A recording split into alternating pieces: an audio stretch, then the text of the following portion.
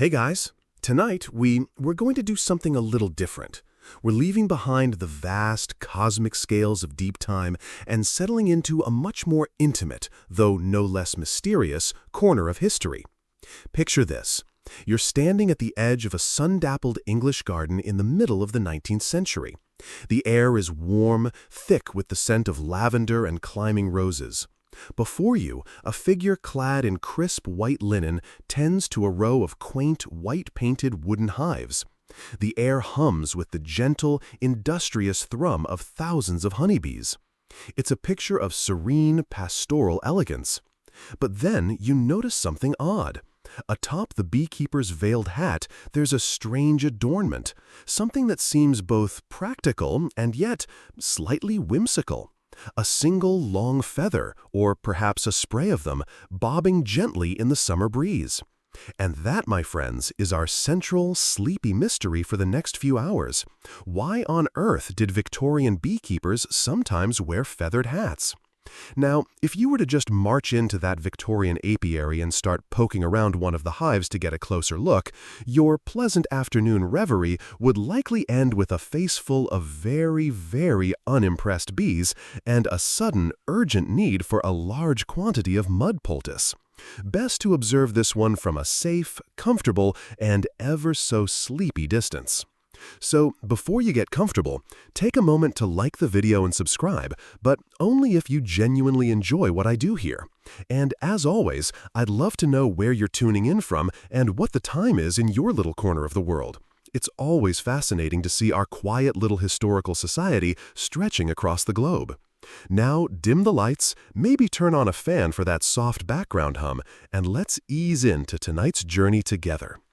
Before you can truly understand the peculiar fashions and refined science of the Victorian beekeeper, you have to appreciate that their relationship with the bee was the culmination of a story many thousands of years in the making. Our journey tonight begins long before the invention of the wooden hive, long before the wide-brimmed hat, feathered or otherwise, and long before bees were ever really kept at all. You're drifting back now, thousands upon thousands of years, to a time when humanity's relationship with the honeybee was one of daring, danger, and primal desire. We're in the age of the hunter-hunter. Your first stop is a sun-baked cliff face in what is now eastern Spain. You find yourself gazing up at a shallow rock shelter, the Cuevas de la Araña, or the Spider Caves. And there, painted on the rock in shades of reddish-brown ochre, is one of the most remarkable and evocative scenes in all of prehistoric art. This is a very real and very famous mainstream historical fact of the archaeological record. The painting, dated to the Mesolithic period, around 8,000 years ago, depicts a human figure, their forms stylized and slender, climbing a precarious-looking ladder made of twisted grass or vines. This daring figure is reaching into a dark cavity in the cliff face, a wild bee's nest. Swirling around them are the artist's rendering of the bees themselves, angry dots filling the air. In one hand, the figure holds a basket, or perhaps a gourd, ready to scoop out the precious prize, the honeycomb, laden with rich golden honey and protein-packed grubs. Let yourself sink into that moment. Feel the rough, sun-warmed texture of the rock beneath your own imaginary fingers, the dizzying height, the sheer exposure. The air would smell of dry dust, wild thyme, and the faint, sweet, floral scent of honey drifting from the hive. And then there's the sound, the low, vibrating hum escalating into a high-pitched, furious roar as the hive's defenders pour out to meet the intruder. It's a scene of incredible bravery and immense risk. A fall from that height would be fatal, and an onslaught of hundreds of stings from the hive's guards could be just as deadly. Our ancient ancestors didn't have protective veils or calming smokers, at least not in this depiction. All they had was courage, desperation, and a profound craving for sweetness. They had no fancy feathered hats, just a face full of grim determination, and very likely a few moments later a face full of very angry bees. And what a prize it was! For ancient peoples, honey was a substance of almost magical value. In a world with very few sources of concentrated sugar, honey was an unparalleled source of quick energy. A single raid on a hive could provide a huge calorific windfall for a family or a group. But it was more than just a sweetener. Its antibacterial properties made it a valuable medicinal salve for wounds and ailments, and its preservative qualities could be used for storing other foods. It was liquid gold, a treasure worth risking life and limb for, and this high-stakes hunt for honey is a story that after witnessing the sheer bravery and perilous effort of the ancient honey hunter, scaling cliffs and braving swarms for a taste of that precious liquid gold, you can begin to understand why the honeybee wasn't just seen as another insect. That intense human desire for honey, coupled with the bee's mysterious and complex social life, its painful sting, and its seemingly magical ability to create sweetness from flowers, elevated it from a mere food source to a creature of profound spiritual and symbolic importance. Long before our Victorian beekeeper donned their peculiar hat, the bee was already a sacred messenger, a symbol of royalty, and a creature deeply woven into the myths and rituals of the ancient world. You're drifting now to the warm, fertile banks of the Nile, into the heart of ancient Egypt. Here, the bee was no mere bug, it was a symbol of divine royalty and cosmic order. This is a well-documented mainstream historical fact. The bee was the emblem of Lower Egypt, and from the earliest dynasties, the pharaoh carried the title Nisut Beti, which translates to "he of the sedge and the bee," symbolizing his rule over both Upper and Lower Egypt. Temple reliefs depict bees and beekeepers, showing that the Egyptians had moved beyond simple honey hunting to a sophisticated form of apiculture, using horizontal clay or wicker hives. For them, honey was a substance fit for the gods. It was poured as a sacred offering on altars, used to sweeten medicinal concoctions, and, crucially, played a vital role in funerary practices. Due to its natural preservative qualities, honey was used in the sacred, intricate process of mummification. Imagine, if you will, the quiet, somber atmosphere of a pharaonic embalming chamber, the air thick with incense, natron salt, and the sweet, cloying scent of wild honey being carefully applied to preserve a body for its journey into the afterlife. To be told your sacred duty in the great beyond involves being slathered in the ancient equivalent of sticky, delicious breakfast topping, well, you have to admit there are probably worse ways to spend eternity. Now, let your consciousness drift north, across the deep blue of the Mediterranean, to ancient Greece and Rome. Here, too, the bee hums through the heart of mythology. The Greeks believed bees were divine messengers, often associated with the nymphs who were said to have raised the infant Zeus, feeding him on honey and milk. The food of the gods themselves, ambrosia and nectar, was often described as being honey-based. Even the great god of poetry, music, and prophecy, Apollo, had a connection to bees. His priestesses at the Oracle of Delphi, who breathed the sacred vapors and uttered cryptic prophecies, were sometimes referred to as the Melissae, the Greek word for bees, suggesting their community was seen as a kind of spiritual hive, a source of divine wisdom. The great philosopher Aristotle, in the 4th century BCE, turned his keen observational eye to the hive, and while many of his conclusions were endearingly incorrect, he was convinced the leader of the hive was a king bee.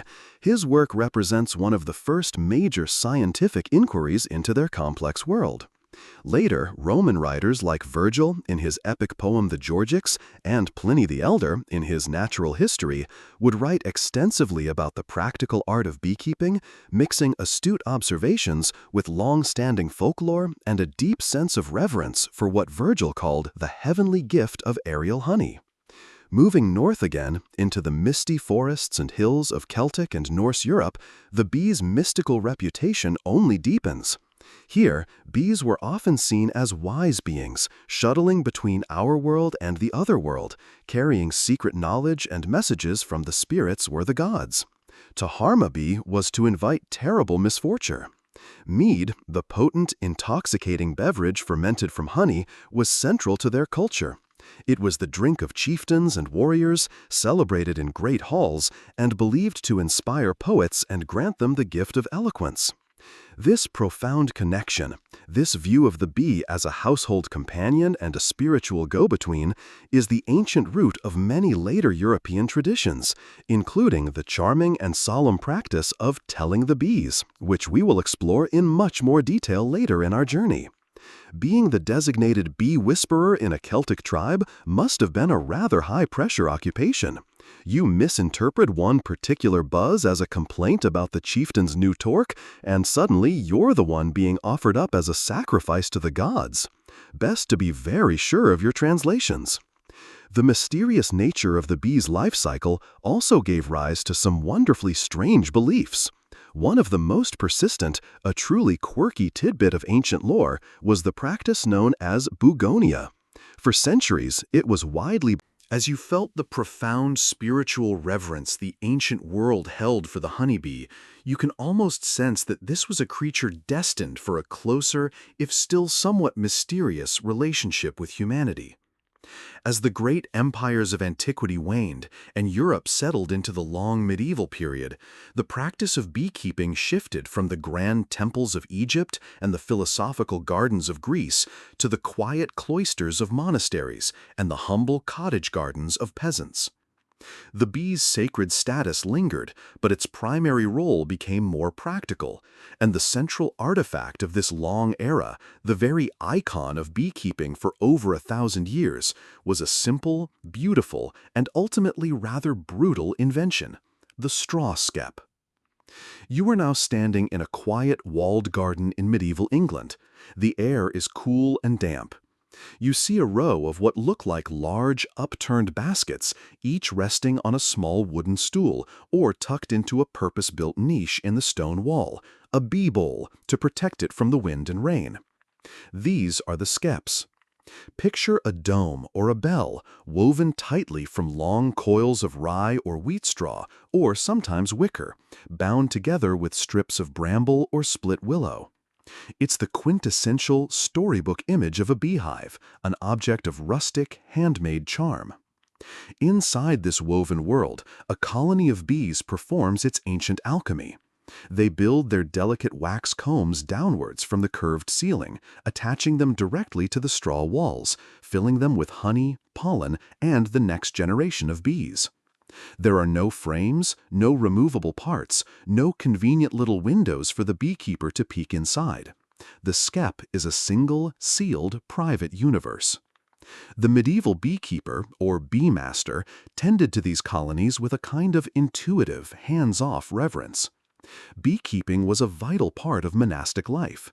Monasteries were centers of learning and agriculture, and they had a great need for the two primary products of the hive. Beeswax was essential for making the finest church candles, burning with a purer, brighter light than tallow. And honey was a crucial sweetener, a medicine, and the base for that most beloved of medieval beverages, mead. For a peasant with a small cottage garden, a few skeps could be an incredibly valuable asset, a source of sweetness, light, and income in a world where all three could be scarce. Your journey through the medieval beekeeping year begins in the warmth of late spring. The air suddenly fills with a sound like a rolling thunderclap, the sound of a swarm. The old queen, having laid the groundwork for her successor, has departed the parent hive with thousands of her loyal subjects, a swirling, buzzing vortex of life in search of a new home. This was the primary method for populating a new skep. The bee-master would rush out, often engaging in the folk practice of tanging, banging on pots, pans, or bells. While it was long believed this would cause the swarm to settle, it's more likely it just announced ownership to the neighbors. That's my airborne cloud of stinging insects, everyone. Finders keepers doesn't apply to my future honey supply. Once the swarm clustered on a nearby branch, the beekeeper would carefully shake or brush them into an empty waiting skep, and a new colony was born. Through the long sun-drenched days of summer, the bee-master's job was one of quiet patience. You'd simply watch as the bees foraged on clover, heather, and wildflowers, their tiny legs heavy with pollen, their bodies returning with nectar to fill the unseen combs deep within their woven home. But as summer faded into autumn, a grim reality of skep beekeeping set in. This is the central, mainstream historical fact of this entire era of apiculture, a brutal necessity dictated by the design of the skep itself. Because the combs were fixed to the walls, there was no way to inspect the colony's health or to harvest the honey without essentially destroying the hive. So, in the autumn, the bee master would weigh the skeps. The heaviest hives, laden with the summer's honey, were selected for harvest. The lightest hives, deemed too weak to survive the winter, were also culled. Only the colonies of middling weight were chosen to be overwintered, their honey stores left intact to sustain them through the cold months. For the condemned colonies, the end was swift and suffocating. The beekeeper would dig a small pit, place burning sulfur or brimstone within it, and then invert the heavy skep over the acrid smoke. The bees would perish in moments. You can imagine the quiet, somber atmosphere of this task, the sharp, choking smell of sulfur in the crisp autumn air, the silence that followed the hum of a once thriving colony. Once the bees were gone, the skep would be taken indoors and the real harvest began. The combs, a dense matrix of wax filled with honey, pollen, and the sealed brood of bee larvae, were cut out. You've just left the woven world of the medieval straw skep, a world steeped in rustic charm, ancient folklore, and the rather grim but necessary reality of the autumn sulfur pit. For over a millennium, that simple bell-shaped basket defined humanity's relationship with the honeybee. It was a relationship of intuitive craft, of respectful distance, but also one of profound ignorance about the true goings-on within that humming, private universe. To harvest the honey, you had to destroy the colony. To understand the bee, you had to kill it. This fundamental problem, the inability to see inside the hive without tearing it apart, was a barrier that stood for centuries. But as you drift now out of the medieval twilight and into the bright, inquisitive light of the 17th and 18th centuries, the Age of Enlightenment, you find that this ancient mystery was about to come under the lens of a new kind of scrutiny. The age of the bee master was slowly giving way to the age of the bee gazer, the naturalist, the scientist. This intellectual shift was powered, in large part, by a revolutionary new technology, the microscope. For the first time, human eyes could venture beyond the visible, into the intricate, previously hidden world of the very small. And one of the most brilliant pioneers of this new world was a 17th-century Dutch naturalist named Jan Swammerdam. Swammerdam was a master of microdissection, performing anatomical studies of insects with a precision that is breathtaking even today. And he turned his lens upon the most enduring mystery of the hive, the nature of its leader. For 2,000 years, since the time of Aristotle, it had been accepted wisdom that the large, singular bee at the heart of the colony was a king bee. It was a male, a patriarch, ruling over his subjects. This assumption, which neatly mirrored human societal structures, went largely unchallenged. But Swammerdam, through his meticulous, painstaking dissections, discovered the truth. This is a pivotal mainstream historical fact in the history of apiculture. He located and identified the ovaries within the body of this so-called king, proving unequivocally that the leader of the hive was, in fact, a female, a queen, the mother of her entire colony. This discovery was a monumental blow to centuries of patriarchal assumptions about the natural world. It turned out the one in charge wasn't a king at all, but a queen, running a highly efficient, overwhelmingly female workforce. A rather stunning revelation for the 17th century, and, let's be honest, probably still a bit of a shock to certain corners of the internet today. Swammerdam's discovery was a turning point, but the desire to observe a living colony without destroying it continued to drive innovation.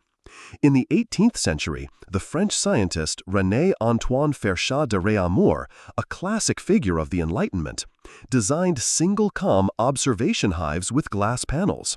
These allowed him to watch the bees at work, confirming Swammerdam's findings about the queen and making his own detailed studies of how the bees constructed their perfect hexagonal comb, how they flew, and how they regulated the temperature of the hive.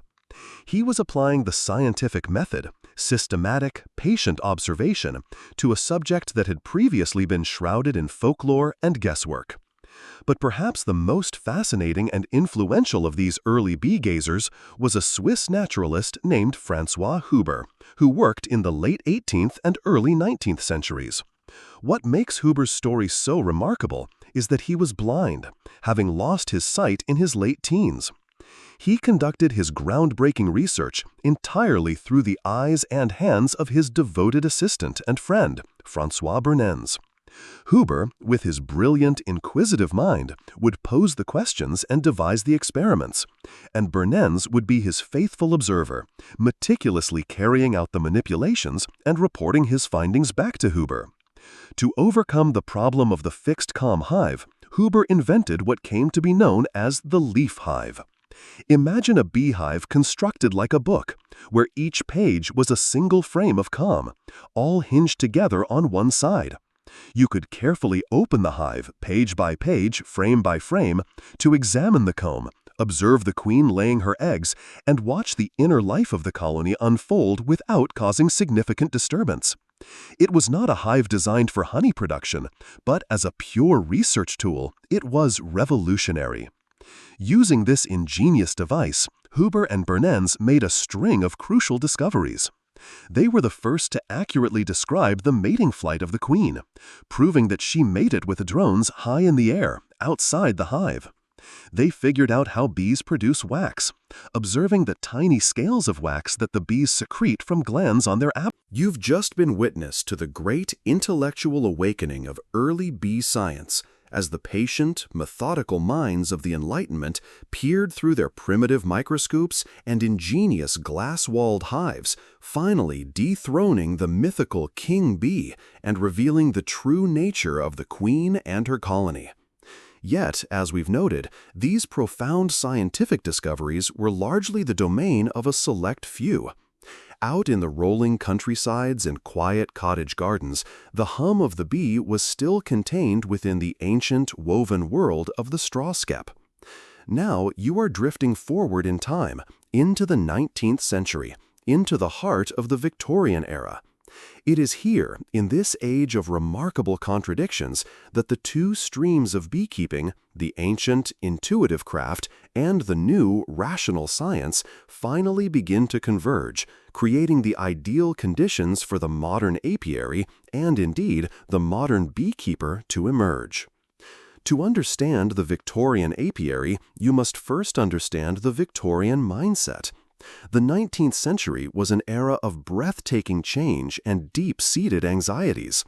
On one hand, you have the full, thundering force of the Industrial Revolution, steam engines, sprawling factories, the rapid growth of cities, and a belief in relentless progress through science and engineering. On the other hand, you find a powerful countercurrent of romanticism and sentimentality, a deep nostalgia for an idealized rural past, and a passionate interest in the natural world. It was an age where people collected ferns, classified beetles, built elaborate gardens, and wrote heartfelt poetry about the beauty of a simple country life, often as a direct reaction against the smoke and clamor of the industrial city. It is in this fertile soil of scientific curiosity and pastoral nostalgia that beekeeping found its perfect niche and began to flourish as a popular hobby. It was no longer just the domain of farmers and monks, it became the pursuit of the burgeoning middle and upper classes. Doctors, lawyers, clergymen, and, significantly, educated women all took up the craft. Beekeeping was seen as a rational recreation, an activity that was both morally uplifting and scientifically sound. The honeybee colony became a powerful and convenient metaphor for the ideal Victorian society. In the hive, they saw a perfect little monarchy, governed by a single, beloved, and incredibly fertile queen, a pleasing parallel to their own Queen Victoria. They saw the industrious, selfless female worker bees laboring tirelessly for the good of the community as models of ideal Victorian womanhood. And they saw the male drones, idle and eventually expelled from the hive after their one brief purpose was served. Well, perhaps it was best not to dwell too long on the fate of the drones. It was a perfect object lesson in industry, order, and loyalty, all humming away in one's own back garden. As the hobby grew, so did a desire for a certain aesthetic. You find that the ideal Victorian apiary was not merely a functional collection of hives, it was a picturesque feature of the garden, designed to be as beautiful as the rose arbor or the ornamental pond. Beekeepers with means would commission hives that were themselves works of art. While the straw skep was still in common use, you now see ornate wooden hives painted a crisp, clean white and designed to look like miniature Swiss chalets, Gothic castles, Greek temples, or charming little cottages. You can almost smell the air, a mix of damp earth, freshly cut grass, fragrant honeysuckle, and that low, contented hum of bees, all centered around a row of these beautiful, if not always entirely practical, miniature bee palaces. Some wealthy enthusiasts took this to its logical conclusion, a truly wonderful mainstream historical fact of the period. They built dedicated bee houses. These weren't just sheds, they were often lovely, purpose-built pavilions, sometimes octagonal or hexagonal in shape, with large windows for observation. The hives themselves were kept inside the bee house, arranged on shelves, with small tubes or tunnels leading through the walls to allow the bees to fly out into the garden. This arrangement had a dual purpose.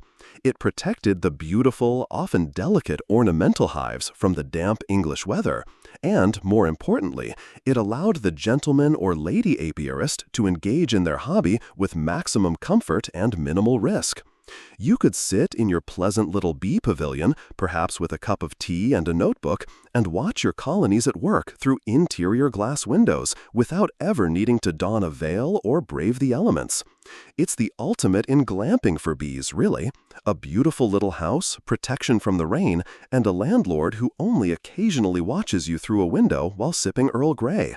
Sounds rather better than most. You're now standing, in your mind's eye, amidst the picturesque and sentimental world of the mid-Victorian apiary. The bee houses are charming, the ornamental hives are delightful, and the literature is filled with heartfelt odes to the majesty of the queen and the industry of her loyal subjects. It's all terribly civilized. Yet, beneath this genteel veneer lies the same ancient, frustrating problem that plagued the medieval bee master in his simple straw skep.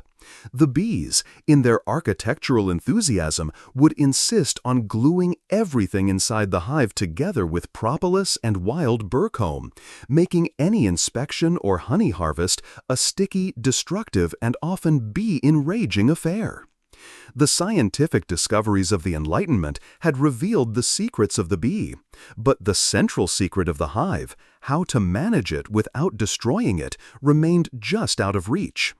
The moment was ripe, the need was great, and the hero who finally stepped onto this beautifully set stage was not a European nobleman or a famous scientist, but a quiet, observant American clergyman from Philadelphia named Lorenzo Lorraine Langstroth. Born in 1810, Langstroth was a Yale-educated pastor and teacher, a thoughtful and deeply religious man who also struggled for much of his life with what he called melancholy, periods of severe depression that often left him unable to work. It was in beekeeping that he found a kind of therapy, a passion that engaged his keen intellect and soothed his troubled mind. You can picture him spending countless hours with his bees, not just as a keeper, but as a profoundly patient and meticulous observer. He knew, as did many other inventive apiarists of his time, that the key lay in creating a hive with frames that could be moved. But he also knew the fundamental problem. Bees, being the tidy, industrious creatures they are, simply do not tolerate empty spaces in their home. They will build brace comb across any large gap, and they will seal any small crevice with propolis, a sticky, resinous bee glue they collect from plant buds. So, if you just put frames inside a box, the bees would promptly weld them to the walls and to each other, creating, in essence, a slightly more rectangular but equally unmanageable fixed-comb hive. And then, in the autumn of 1851, Langstroth had his revolutionary Eureka moment. This is the mainstream historical fact, the single most important discovery in the entire history of modern beekeeping. While observing his bees, likely in one of his glass-walled hives, he noticed something that others had seen but had never fully grasped the significance of. He realized that if the gap between two surfaces within the hive, between a frame and the hive wall, or between two frames, was of a very specific, consistent size, the bees would do something remarkable.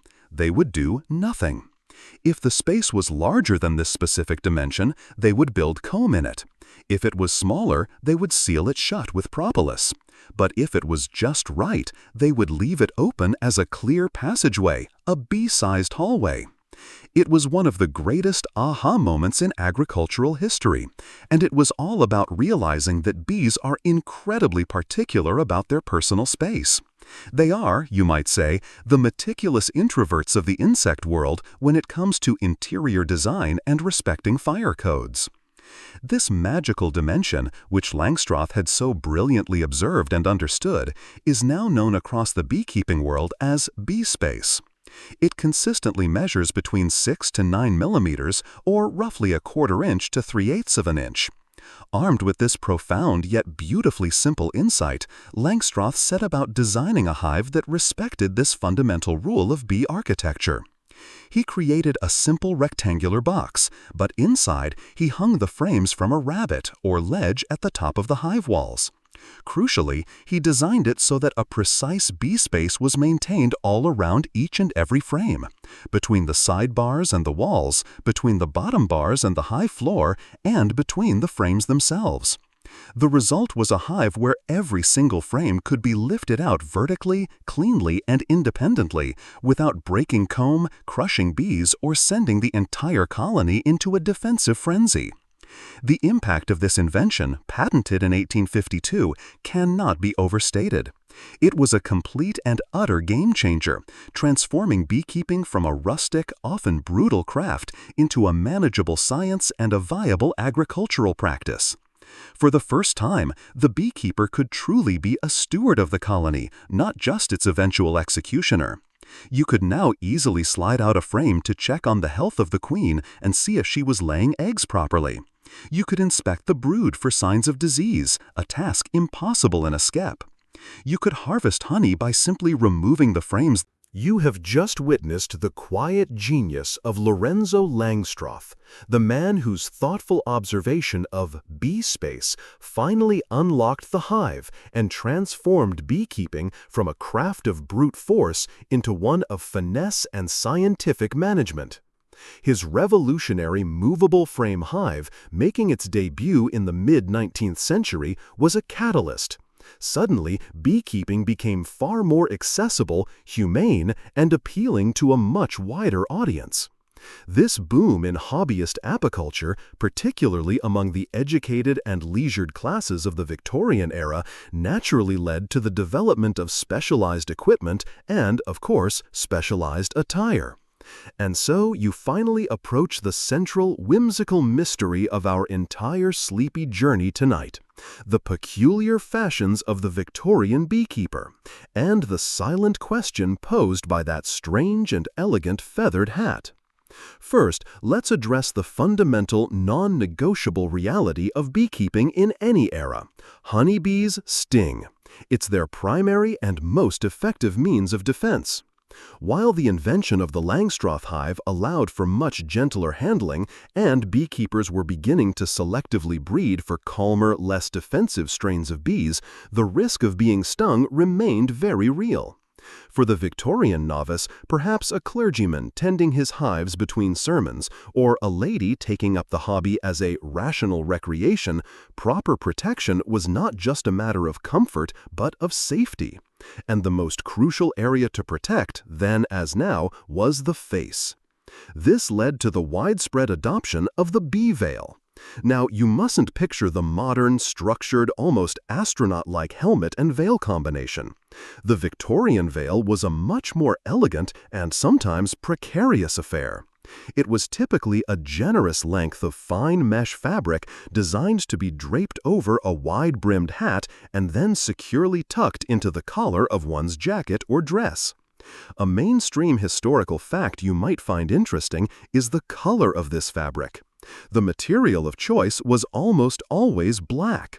While you might think white would be cooler, black mesh, such as silk, crepe, or a type of netting called lino, actually provides far better visibility by reducing the glare from the sun. It's easier to see through a dark screen than a light one, a principle well understood by the Victorians. The result was often quite striking: a beekeeper's head and shoulders shrouded in a mysterious dark cloud of fabric, adding to the almost priestly air of the dedicated apiarist. The hat worn underneath the veil was just as important. Its wide brim was essential for keeping the fabric of the veil from touching the face. If the netting rests directly against your skin, a determined bee can and will sting right through it. So, a good, stiff, wide-brimmed straw hat, like a boater or a felt hat, was a practical necessity.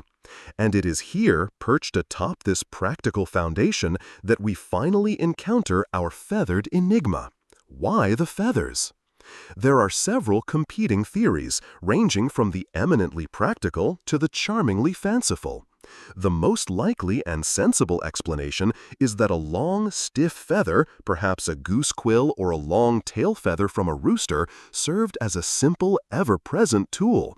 It could be used to gently brush a few stray bees off a surface, off one's hand, off the top of a frame, or out of the way. Crushing a bee is the cardinal sin of gentle beekeeping. It releases alarm pheromone, a distinct banana-like smell which instantly signals danger to the rest of the colony, putting the entire hive on high alert and dramatically increasing the likelihood of more stings. A light, flexible feather, however, could flick a bee away harmlessly. It was a delicate, non-threatening tool that was always conveniently attached to your head, ready for use.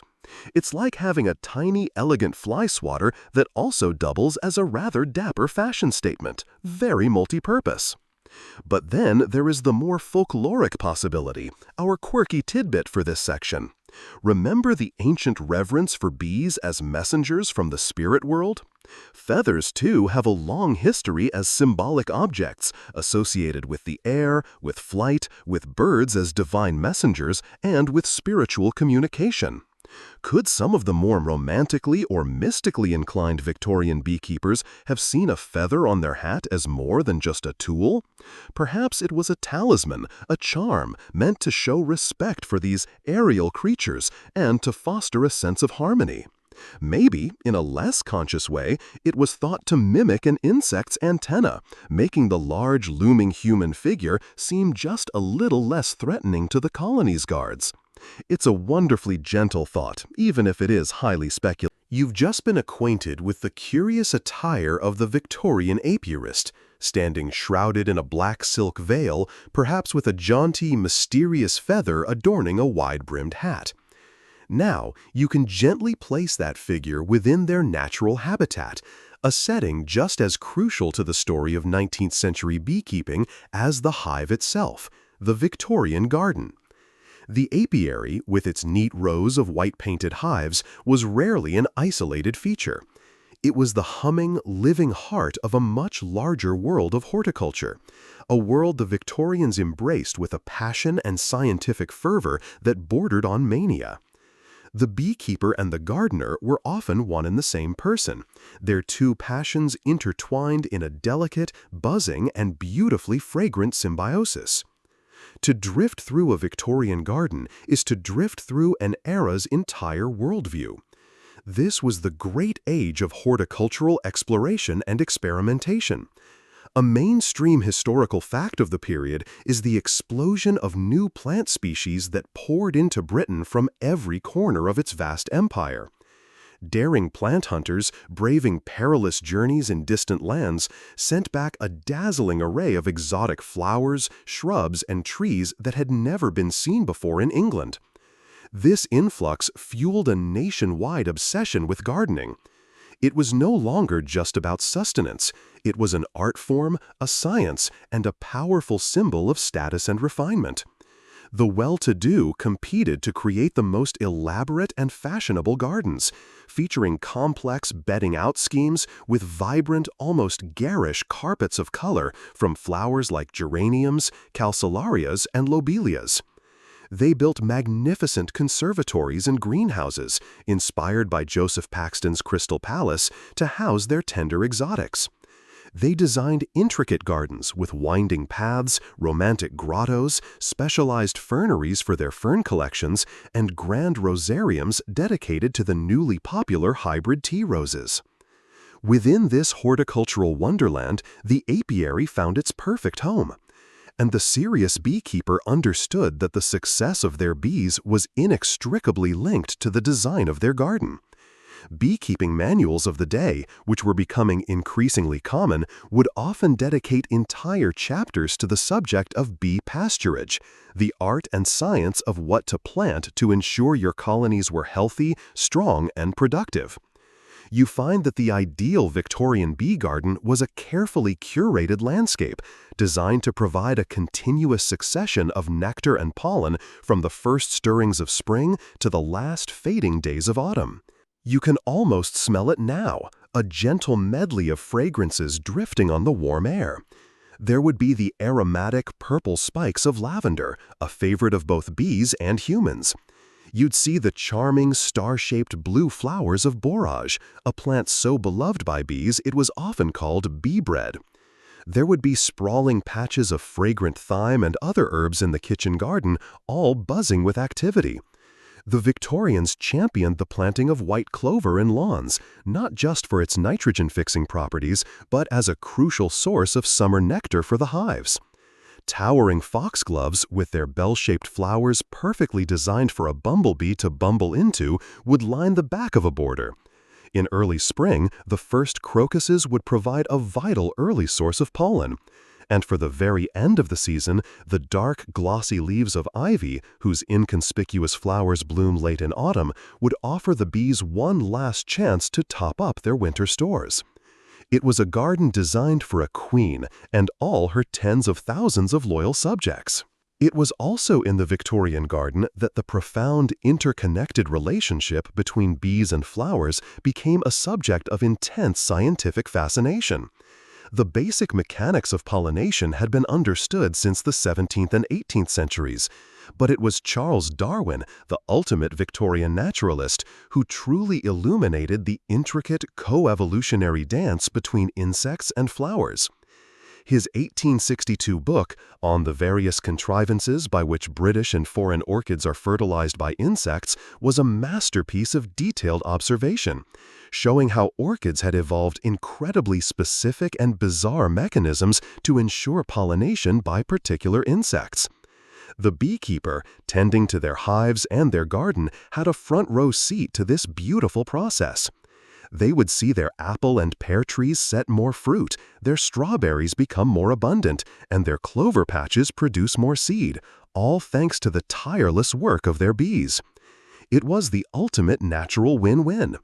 The bees get a free all-you-can-eat floral buffet, and in return, the gardener gets more fruit for their pies and a garden that looks ready for a cover shoot in the Englishwoman's Domestic magazine.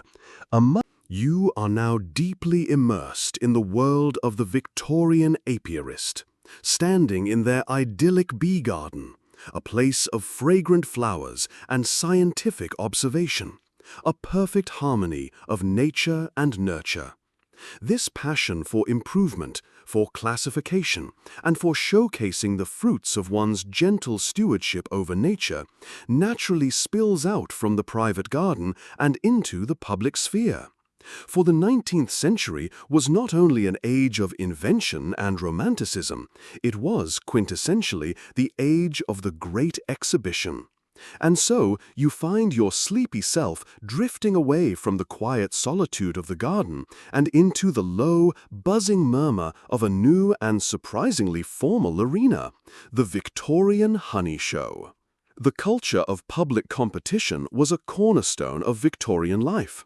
It was fueled by events like the Great Exhibition of 1851, held in London's magnificent Crystal Palace, which showcased industrial machinery, arts, and crafts from across the globe. This created a template for shows of every conceivable kind: dog shows, flower shows, vegetable shows, and, of course, bee and honey shows. The newly formed local and national beekeepers associations, which were springing up all over Britain, saw these events as the perfect way to promote the craft, educate the public, and encourage higher standards among their members.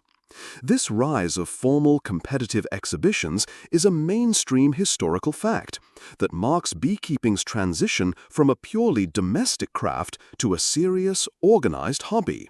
Picture yourself entering a large town hall or a canvas marquee set up on the grounds of a country estate for the annual agricultural fair.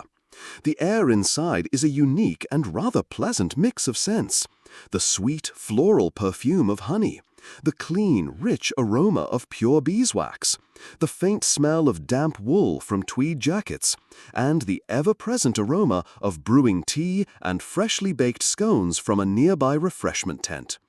Long wooden tables are draped in crisp white cloths, and upon them the treasures of the apiary are laid out with military precision.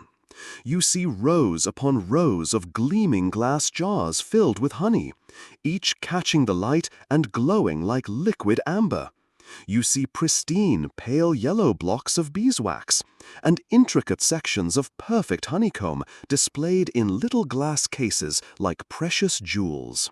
And milling about are the attendees: serious-looking clergymen with side whiskers, ruddy-faced country squires, and earnest ladies in their Sunday best, all peering at the exhibits, conversing in low, knowledgeable tones, and perhaps engaging in a spot of genteel but deeply felt rivalry. The competition was fierce, and the categories were many. For extracted honey, the jars would be judged on a strict set of criteria: clarity, viscosity, color, aroma, and, of course, flavor. There were distinct classes for different types of honey, depending on the primary floral source.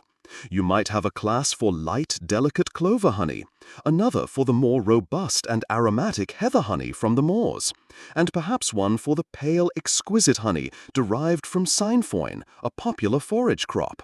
But the true pinnacle of the beekeeper's art, the category that separated the masters from the mere hobbyists, was comb honey. To produce a perfect section of comb in one of the small wooden or glass cases popular at the time was exceptionally difficult.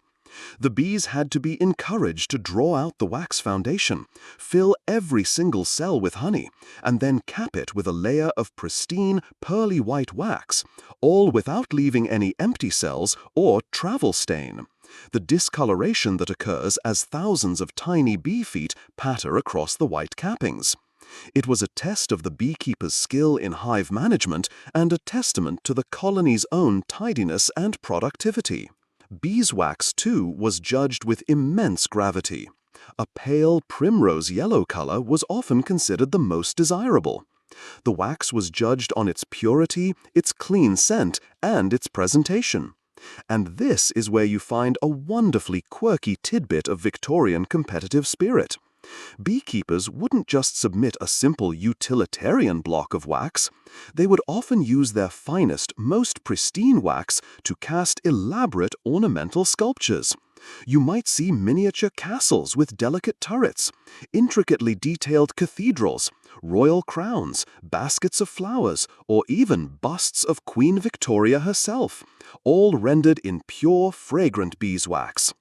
These were not just entries in a competition, they were works of art, trophies in and of themselves, designed to showcase the superior quality and workability. You've just been strolling through the genteel yet fiercely competitive world of a Victorian honey show. You've seen the glowing jars of prize-winning honey, the perfect sections of capped comb, and the astonishingly intricate sculptures crafted from pure, fragrant beeswax. This public display of the hive's bounty hints at the rich variety of products that fueled the Victorian passion for beekeeping. It wasn't just about the intellectual curiosity or the picturesque garden aesthetic. For many, beekeeping was a practical and productive part of domestic life. So, you're now turning away from the exhibition hall and into the quiet, industrious world of the Victorian household, to explore the many uses of the treasures brought home from the apiary. Honey, of course, was the primary and most celebrated prize. While the 19th century saw cane sugar become cheaper and more widely available due to industrial refining and colonial plantations, honey retained its special status. It was seen as a more natural, wholesome, and traditional sweetener. In the Victorian kitchen, a well-stocked pantry would almost certainly contain a large crock of honey. You can imagine it being used in baking, adding its unique flavor and moistness to honey cakes, gingerbread, and biscuits. It was used to preserve fruits, its high sugar concentration and antibacterial properties making it an effective medium for keeping summer berries through the winter. It was also a key ingredient in homemade sweets and candies. And, of course, honey was a staple of the home medicine cabinet. A spoonful of honey mixed with lemon or vinegar being the go-to soothing remedy for a cough or a sore throat, a tradition that continues to this day. But as valuable as honey was, you could argue that the other great product of the hive, beeswax, was even more essential to the fabric of Victorian life. Its versatility was astounding. Its most prestigious use, a clear mainstream historical fact, was in the making of candles. In an age lit primarily by flame, the quality of your candle mattered a great deal. The vast majority of people still relied on cheap tallow candles made from rendered animal fat, which sputtered, smoked, and gave off a rather unpleasant greasy smell. Gas lighting was becoming common in cities, but it was complex and not available everywhere. Beeswax candles, by contrast, were the absolute pinnacle of lighting technology. They burned cleanly with a bright, steady flame, very little smoke, and a faint, sweet, pleasant aroma. They were, however, much more expensive, a true luxury item typically found in churches where their purity was seen as symbolic, and in the drawing rooms of the wealthy. You can picture the quiet, satisfying process of making them at home.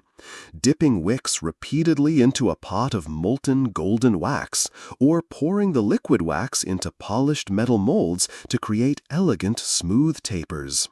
The pleasant scent of beeswax was, in fact, the very aroma of a well-kept, prosperous Victorian home, thanks to its other primary use, polish. Beeswax, often mixed with turpentine, was the key ingredient in the finest polishes for furniture, wooden floors, and leather goods. Imagine a Victorian housekeeper on a quiet afternoon, diligently rubbing a soft cloth with this fragrant paste onto a grand mahogany dining table or a set of leather-bound books, buffing it to a deep, lustrous, protective shine that would have been a great source of domestic pride. That warm, clean, slightly smell of a beeswax-polished interior is a sensory ghost of the 19th century home. And then there was its role in communication. In an era of prolific letter writing, sealing wax was an everyday necessity, and the best quality sealing wax often contained beeswax to make it less brittle. You can picture a Victorian gentleman, perhaps our beekeeper himself, sitting at his desk. He finishes writing a letter, folds it carefully, and then melts a stick of deep red or black sealing wax over a small flame, letting the molten drops fall onto the paper. He then presses his personal signet ring into the warm wax, leaving a crisp, clear impression. In an age without email passwords or digital signatures, a good wax seal was your personal two-factor authentication. It ensured the letter had not been opened, and it declared the identity of the sender. It was far classier than a modern password reset link, but probably significantly less effective against a determined butler with a discreetly warmed knife. Beyond these main uses, beeswax was a base for countless other products. Its emollient and water. You have just left the warm, fragrant Victorian kitchen and workshop where the practical treasures of the hive, golden honey, clean-burning beeswax, and heady country mead were being put to good use, fueling the self-sufficient household. This view of the bee as a source of useful commodities, a tiny winged livestock to be managed for maximum productivity, represents one side of the Victorian beekeeper's world. But now you are drifting away from the practical and into the deeply poetic, mystical, and sentimental heart of the human-bee relationship, to explore a tradition that persisted right alongside the new scientific methods of the 19th century. You're about to witness the charming and poignant folkloric custom known as telling the bees. This tradition, a well-documented mainstream historical and folkloric fact, was once common across Great Britain, Western Europe, and in the early colonial settlements of North America. At its core was a simple but profound belief. The bees in your garden were not just insects, not just livestock, but were considered part of the extended family, and as such, they had to be kept informed of all major life events. To neglect this duty was to show a grave disrespect that would have dire consequences. The bees, feeling slighted, might stop producing honey, abandon their hive entirely, or even wither and die. The most crucial news to impart, the one that underlines the deep solemnity of the tradition, was a death in the family. Imagine the scene, one that played out in countless country gardens for centuries. The master or mistress of the house has passed away. Before the funeral, a key member of the household, often the wife or eldest daughter, the one most closely associated with the running of the home, makes a quiet journey down the garden path to the apiary. You can feel the stillness of the air, the muted sounds of a household in mourning. She approaches each hive, which might be a traditional straw skep or a newer wooden one, and gently knocks on its side to get the attention of the colony within. Then, in a low, soft humming or crooning voice, she would whisper the sad news directly to the bees. The words might be simple: "Little bees, your master is dead," or "The mistress is gone, she will not return." This solemn announcement was often accompanied by specific rituals. A piece of black ribbon or black crepe, the same fabric used for human mourning clothes, would be tied to each hive, so the bees could share in the family's outward display of grief. And a small portion of the food and drink from the funeral feast, a piece of biscuit or funeral cake, a small measure of ale or wine, would be left as an offering for the bees on the board in front of their hive. This was so they could participate in the morning feast, to formally share in the family's sorrow, and to remain part of the ongoing life of the household.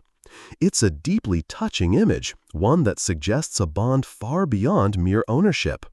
The bees were family, and you don't leave family out of the loop on important matters, even if getting them to RSVP for a wedding is probably a logistical nightmare. The origins of this beautiful custom are thought to lie deep in the ancient pagan beliefs we touched upon earlier, particularly the Celtic and Germanic traditions where bees were seen as wise spirits, messengers between the world of the living and the other world. They were liminal creatures, possessing a kind of secret knowledge. To break the bond with them by withholding news was to risk not just your honey supply, but your household's luck and spiritual well-being. The bees were the tiny, buzzing guardians of the home, and they had to be treated with the utmost respect and courtesy. This tradition, far from being some obscure, forgotten practice, was very much alive in the cultural consciousness of the Victorian era. It was beautifully captured and popularized in the English-speaking world by the American poet John Greenleaf Whittier in his famous 1858 poem, also titled "Telling the Bees." His gentle, melancholic verses describe a man returning to his beloved's home and seeing the young chore girl draping the hives in black, a subtle, heartbreaking sign that his love has passed away. The poem's quiet power cemented the image of this tradition in the popular imagination. The custom came with a whole host of related folkloric rules, our quirky tidbit for this section. For instance, it was widely believed that bees should never be bought or sold for cash. A transaction involving money was considered incredibly unlucky and would likely lead to the bees dying or absconding. Instead, if you wanted to acquire a colony, they should be bartered for, traded for a pig or a sack of grain or some other goods, or, ideally, received as a gift. The best bees were always gifted bees. Another belief was that one must never quarrel in front of the hives. The bees, being creatures of harmony. You have just left the quiet, lantern-lit world of the Victorian home, where the bounty of the hive, the honey, the wax, the mead, was being transformed into 100 useful and pleasant things. But this practical, economic view of the bee existed right alongside the much older, more mystical tradition we just explored, the solemn, gentle custom of telling the bees. This practice, treating the bees as sentient members of the family who needed to be kept abreast of all human joys and sorrows, naturally leads you to the next, more philosophical question that occupied the Victorian mind. What precisely is the intelligence of the hive? What is the nature of this complex, humming society? You're now drifting away from pure folklore and into the fascinating 19th century debate about the very spirit of the bee. For centuries, observers had been struck by the fact that a bee colony seems to act as a single entity. The hive demonstrates a unified, seemingly intelligent purpose that far transcends the limited capacity of any single insect. An individual bee has a short life and a tiny brain. Yet the colony as a whole can build architecturally perfect comb, regulate its temperature with astonishing precision, organize its workforce with ruthless efficiency, and make complex life-or-death decisions about swarming or selecting a new home. This led to the nascent idea of the colony as a superorganism, a concept that, while more fully developed in the 20th century, was taking shape in the Victorian consciousness. It was a way to grapple with the hive's emergent intelligence. No one captured this sense of awe and mystery better than the Belgian poet and playwright Maurice Maeterlinck. Though his most famous work on the subject, The Life of the Bee, was published in 1901, right at the very end of our period, it stands as a perfect mainstream historical fact that encapsulates the late Victorian spiritual and philosophical fascination with the hive. Maeterlinck was not a scientist in the strict sense. He was a poet, a mystic, and a Nobel laureate in literature. He wrote about the hive not in the dry language of an entomologist, but with a deep lyrical reverence. He coined the phrase, "the spirit of the hive," to describe the mysterious collective intelligence, the invisible life force that he believed guided all the colony's actions. He described the queen's perilous nuptial flight into the blue sky, the grim, efficient massacre of the drones at the end of summer, and the intelligence of the flowers as they co-evolved with their pollinators. For Maeterlinck, and for the vast public that read his work, the hive was a source of profound, almost religious wisdom, a tiny, perfect commonwealth that held lessons for humanity. This mystical, philosophical view existed in a state of tension with the more mechanistic approach favored by many empirical scientists of the time. This was the great debate at the heart of the matter. Were the bees tiny, unthinking automatons, perfectly programmed by instinct to carry out their complex duties without any awareness or choice? Or were they, as Maeterlinck suggested, willing participants in some form of collective consciousness, guided by an intangible spirit? The scientists were diligently trying to explain the hive as a series of complex but ultimately predictable chemical and biological reactions, while the poets and philosophers were convinced it was a tiny, buzzing metaphysical engine powered by flower-scented secrets and ancient wisdom. Looking back with our modern understanding of genetics, pheromones, and emergent behavior, you can see that they were probably both a little bit right and both quite a bit wrong. One of the greatest mysteries that fueled this debate was bee communication. The Victorians knew, from simple observation, that a bee who found a rich source of nectar could somehow return to the hive and recruit other foragers to that exact spot. But how? The mechanism was a complete mystery. They could see a successful forager performing excited movements upon her return and the subsequent flurry of activity, but the code was uncracked. It would be decades before the Austrian scientist Carl von Frisch in the 1940s would finally decipher the famous waggle dance, proving that bees use this intricate physical language to communicate the precise distance and direction of a food source relative to the sun. Without this knowledge, the Victorians were left to speculate. Was it some form of telepathy? A secret complex language of sense? A mysterious authoritative hum that conveyed instructions?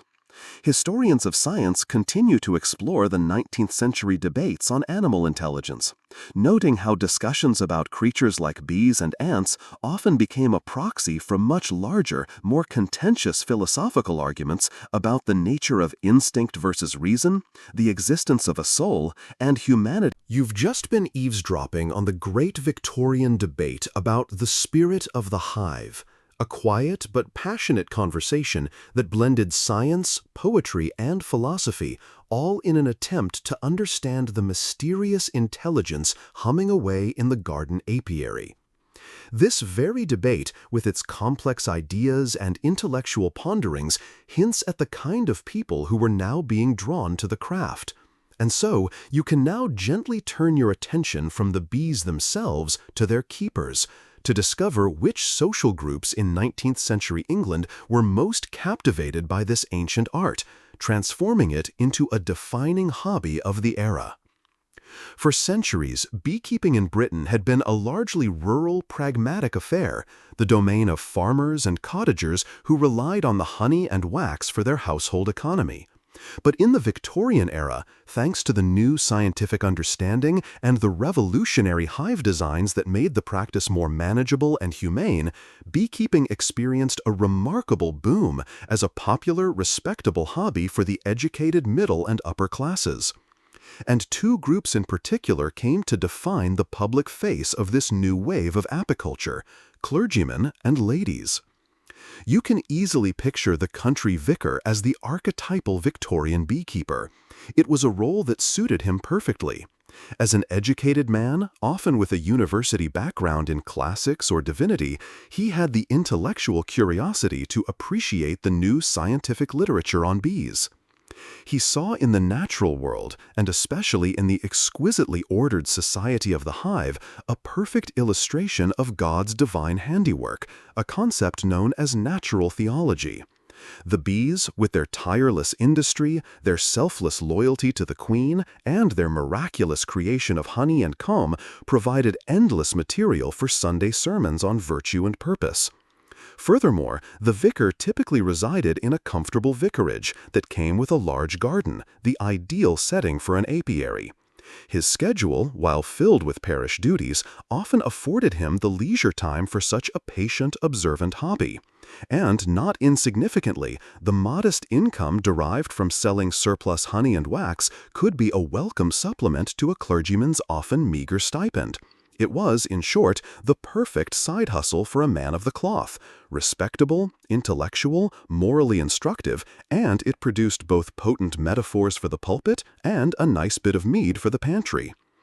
Equally significant, and a truly important mainstream historical fact of the era, was the rise of the lady apiarist. In a time when women's roles were often tightly prescribed, beekeeping emerged as one of the few scientific and outdoor pursuits that was considered entirely respectable and suitable for middle and upper-class ladies. It had several advantages. It could be conducted within the relatively safe, domestic sphere of the garden. It was seen as a gentle, nurturing art, not overly strenuous or unladylike. It connected directly to household management, providing honey for the kitchen and wax for domestic use. And perhaps most compellingly, the hive itself, as a female-dominated society ruled by a powerful and fertile queen, held a particular fascination. It was often seen as a perfect model of feminine industry and harmonious domestic order. You can imagine a Victorian lady, her daily duties done, donning her veil and heading into the garden to tend her hives, finding in the quiet hum of her colonies a sense of purpose, scientific engagement, and a quiet authority over her own small buzzing queendom. The social prestige of the hobby was cemented when the immensely wealthy philanthropist Baroness Angela Burdett Coutts, one of the most famous women of the age, became the first president of the newly formed British Beekeepers Association in 1874. The therapeutic qualities of the hobby were also a significant draw, a rather quirky tidbit that resonates even today. In an age known for its nervous complaints, its hysterias, and the general stress of a rapidly changing industrial world, beekeeping was often prescribed as a calming, restorative activity. The gentle, repetitive tasks, the quiet focus required, and the time spent outdoors in a peaceful garden setting were seen as a perfect antidote to the anxieties of modern life. You'll recall that Lorenzo Langstroth himself found solace from his severe depression in the company of his bees. The apiary was a place of quiet contemplation, a sanctuary where the troubled mind could be soothed by the ordered, purposeful hum of the colony. The rapid growth of the hobby was supported and structured by the establishment of beekeeping associations. The British Beekeepers Association, or BBKA, along with its many county-level affiliates, became the social and educational backbone of the movement. These associations were the natural gathering places for our vicars, ladies, and other country gentlemen enthusiasts. They published journals filled. You have been drifting now through the long and varied history of the honeybee's relationship with humanity. You've witnessed the perilous climbs of ancient honey hunters, stood in awe of the bee's sacred status in antiquity, felt the rustic charm of the medieval skep, and marveled at the scientific breakthroughs of the Enlightenment.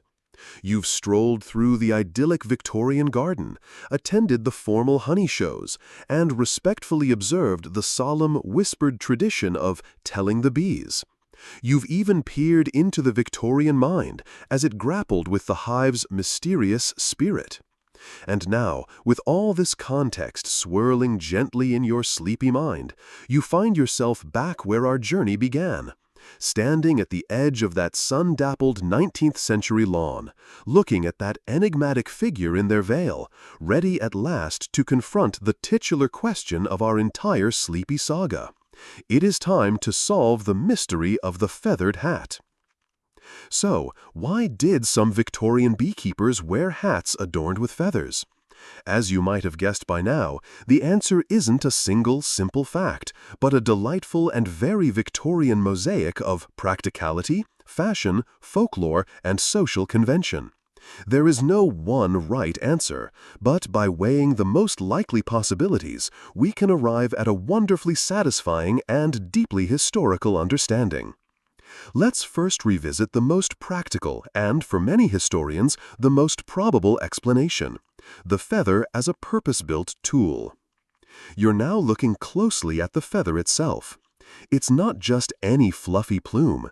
It's likely a long, stiff quill, perhaps from a goose, or a sleek, sturdy tail feather from a rooster.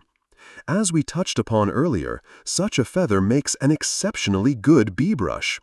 Imagine our Victorian apiarist, having lifted a frame from their new Langstroth hive, finds a few bees wandering where they shouldn't be, perhaps on their glove or on the top bar where the next frame needs to go. A quick brush with a finger or a clumsy, modern-style bee brush might crush a bee, releasing that banana-scented alarm pheromone and instantly escalating the situation. But a gentle flick from the tip of a long, flexible feather, that would coax the bee to move along, unharmed and unangered. It was a tool of finesse, perfectly suited to the new gentle beekeeping ethos that the movable frame hive encouraged. It was always available, attached right to your hat, and it represented the highest ideal of the scientific beekeeper, one who understood bee behavior and worked in harmony with it. It's the apiarist's equivalent of a symphony conductor's baton, used to gently guide and orchestrate a peaceful interaction with the hive, rather than just swatting up the orchestra when they play a wrong note. Now let your gaze soften and consider the second, equally powerful theory: the feather as pure, unadulterated fashion. A central mainstream historical fact of the 19th century is the sheer exuberance and importance of millinery. Hats were not just accessories, they were essential components of the social uniform, especially for women. And from the mid to late Victorian era, those hats became increasingly elaborate, adorned with ribbons, lace, silk flowers, and, prominently, feathers of every shape and size. In some cases, entire birds were perched atop a lady's hat. It is therefore entirely plausible and perhaps even probable that many of the so-called feathered bee hats we see in illustrations were simply hats. Our lady apiarist, a figure of growing importance in the hobby, would naturally wear a fashionable wide-brimmed hat to protect her complexion while in the garden. When it was time to tend the hives, she would simply drape her bee veil over the hat she was already wearing. If that hat happened to have a fashionable feather on it, and it very likely did, then she would, by default, become a beekeeper in a feathered hat. The feather in this case had no apian purpose whatsoever. It was a statement of class, of fashion, of her identity as a respectable Victorian woman who just happened to also keep bees.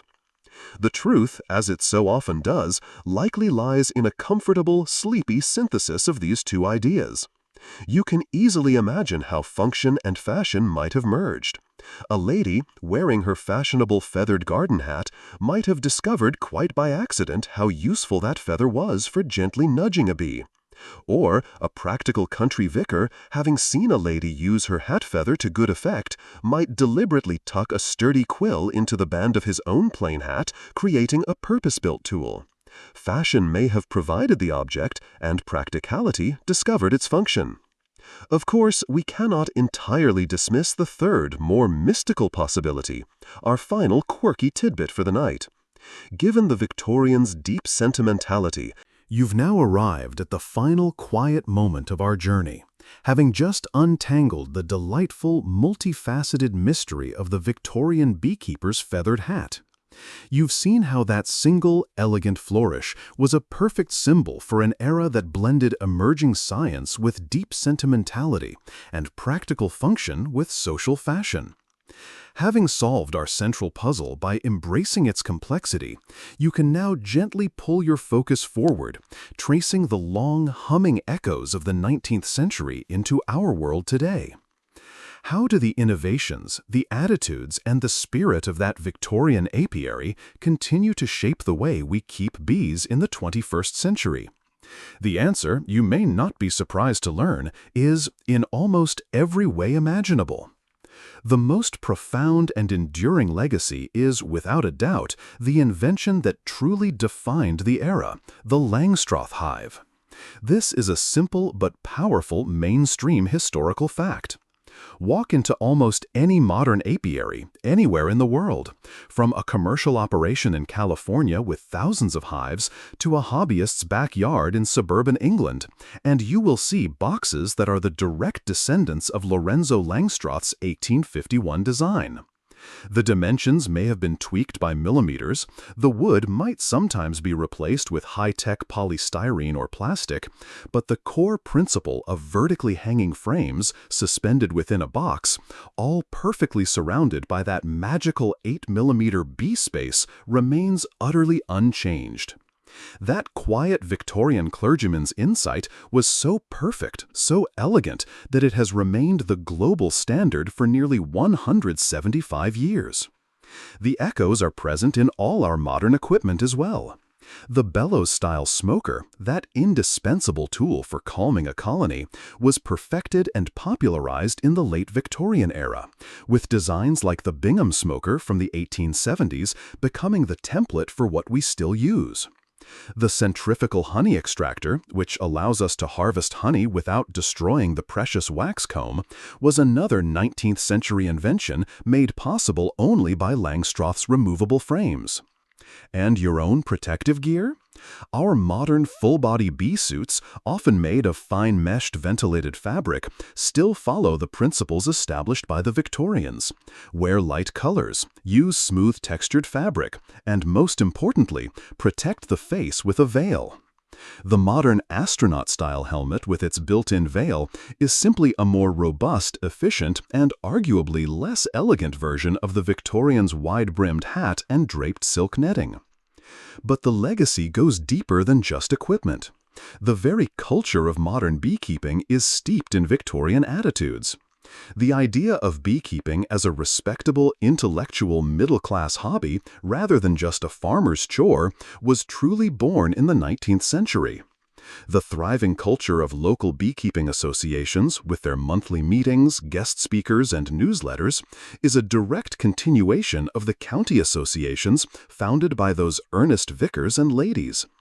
And the fundamental tension between different approaches to beekeeping also has its roots in this era. The scientific beekeeper, focused on hive productivity, disease management, and honey yield, is the heir to the great Victorian improvers. Meanwhile, the modern natural or bee-centric beekeeper, who prioritizes the colony's own health and well-being above all else, who perhaps uses treatment-free methods and worries about the spiritual harmony of their apiary, is channeling some serious 19th century vicar energy. The modern hobbyist who names their queen Persephone and feels a deep sentimental connection to their hive is continuing a tradition of romantic engagement with nature that the Victorians would have understood perfectly. Yet, in our modern efficiency, perhaps something has been lost. This is our final quirky tidbit to ponder. The widespread standardization on the Langstroth hive, for all its practical brilliance, has led to a certain monoculture in apiary aesthetics. We have lost the whimsical diversity of the Victorian age, with its charmingly absurd hives shaped like miniature castles or Swiss chalets. Our modern apiaries are models of clean, functional design, but you have to admit, a row of identical white boxes somewhat lacks the certain je ne sais quoi of a beehive carved to look like a tiny Gothic cathedral. The bees, in all likelihood, do not care one whit about the exterior architecture of their home, but it's a small loss for garden aesthetics nonetheless. And more poignantly, we have almost entirely lost the mainstream practice of those folkloric traditions, like telling the bees. In gaining our scientific understanding, we have perhaps let go of a more intimate, if unscientific, form of connection, a sense of the bees as cohabitants And now, as the story of the Victorian beekeeper gently fades, you can allow the images to soften and dissolve into the quiet comfort of your own space. Let the picture of that sun-dappled English garden, the sight of those ornate white hives, and the gentle, persistent hum of thousands of bees recede like a pleasant dream you can no longer quite hold on to. The questions have been pondered, the mysteries explored, and all that remains is the feeling of a long and peaceful journey through a quieter, slower time. There is a deep and profound comfort in these small, forgotten histories.